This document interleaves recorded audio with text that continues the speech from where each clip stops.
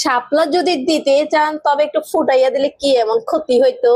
শাপলা কুড়ি প্রতীক দিয়ে কি বলতে চান যে বাচ্চারা আপাতত শাপলা কুড়ি নিয়ে খেলো, বড় হলে বড় শাপলা পাবা। অথবা নতুন কুড়িদের অনেক কিছু যেহেতু এখনো ফুটেনি, সেহেতু ফুটন্ত জিনিস তাদের সঙ্গে যায় না, এমনটাই কি বলতে চাচ্ছে নির্বাচন কমিশন? এমন একটি পোস্ট করেছেন গোলাম মাওলা রনি ভাইয়া।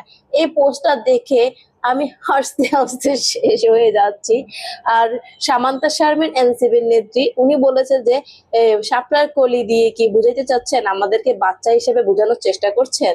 না না না, এনসিবি নেতা নেত্রীরা কখনোই বাচ্চা হতে পারে না, এটা আমি মানতেই চাই না। এনসিবি নেতা নেত্রীদেরকে যারা বাচ্চা বলেন তারা হচ্ছেন প্রকৃতপক্ষে বাচ্চা, শিশু সুলভ তারা। আর এনসিবি নেতা নেত্রীরা হচ্ছেন এই দেশের বিশিষ্ট বীরুত্তম, মানে সবকিছুর ঊর্ধ্বে তারা। এত বড় নেতা নেত্রী, ওরা এদেরকে সব ধরনের পদবি এদের সাথে যায়।